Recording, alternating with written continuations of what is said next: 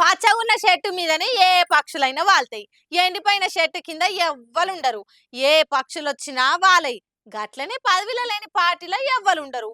పవర్లున్న party దగ్గరికి అందరూ ముసురుతారు. సిటీల కారు మెల్లమెల్ల ఖాళీ అవుతుంది కదా, ఏ గూటి పక్షులు ఆ గూటికే చేరుతాయి అన్నట్టు ఎక్కడోళ్ళు అక్కడ వేరే పార్టీలలో బెర్తులు చూసుకొని కార్ డోర్ దాన్ని అవతల పడుతున్నారు. బేతి సుభాష్ రెడ్డి బీఆర్ఎస్ కు రాజీనామా చేసిండు. రాగిడి లక్ష్మారెడ్డికి ఎంపీ టికెట్ ఇచ్చినందుకు సుభాష్ అన్నకు మస్తు కోపం వచ్చిందట.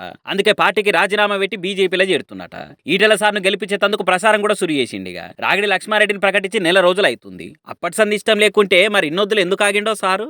అప్పుడే ఈయన నిలబెట్టు నచ్చలేదని చెప్పి అవతల పడొచ్చు కదా, కానీ పర్లేదు. అవతల పడాలంటే ఏదో కారణం చెప్పాలి కాబట్టి ఇట్లా ఆయన కుర్సగా ఉన్నాడు, ఈయన కర్రెగా ఉన్నాడు, అందుకే నచ్చలేదని ఏదో సాకు చెప్పి అవతల పడాలన్నట్టు చేసిండు. అదే రాజకీయాల మ్యాజిక్.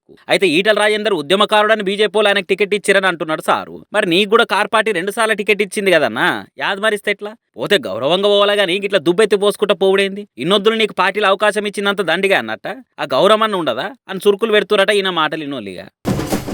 మంత్రివర్గ విస్తరణ చేసేదాకానన్నా ఆగేటట్టులేడు కదా కోమటిరెడ్డి రాజగోపాల్ రెడ్డి సారు. ఇంతకు ప్రాసెస్ ఏంది? ముందుగాలు నేను ప్రమాణ స్వీకారం చేసినాక పదవి ఇస్తారా, పదవి ఇచ్చినాక ప్రమాణ స్వీకారం చేయాలనా అని మస్తు తురుకులాడుతున్నాడు. ఏమిట్లకేం కాకముందే సారే హోమ్ మినిస్టర్ అని ఫిక్స్ అయిపోయిండు. ఓర్ని ఓట్ల కోసం రాజగోపాల్ రెడ్డి సార్ గొప్పలు చెప్పుకుంటా పడుతున్న తిప్పలు చూస్తుంటే చిత్రం అనిపిస్తుంది. మొన్న రాజగోపాల్ రెడ్డి ఇంటికి సీఎం సార్ పోయినాక నల్గొండ ఎంపీ సీట్ ఎట్లయినా గెలవాలని క్లియర్గా చెప్పినట్టున్నాడు. మరి అప్పుడే హోంమంత్రి నువ్వే అని ఇట్లా ఏమైనా హామీ ఇచ్చిండో ఎట్లనో గానీ నేనే హోంమంత్రిని అని కార్యకర్తలు మీటింగ్ పెట్టి మరీ చెప్తున్నాడు. నాకేదైనా కావాలంటే లాక్కుంటా, అడుక్కోను.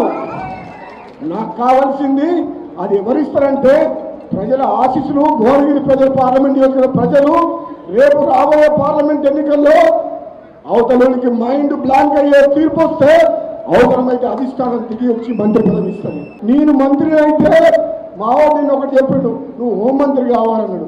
అరే అట్లా అనకుండా బాబు నేను హోంమంత్రి అంటే టీఆర్ఎస్ అందరూ చేయలేకపోతారని చెప్పిండు.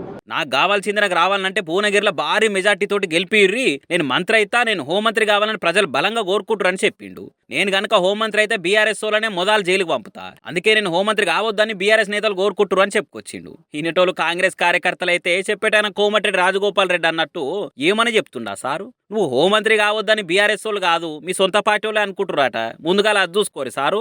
అయినా నువ్వు ఎంపీ సీట్ గెలిపించుకుంటే హోంమంత్రి అవడేం సారు? గెలిపిస్తేనే అయితే తప్ప లేకుంటే కావన్నట్ట.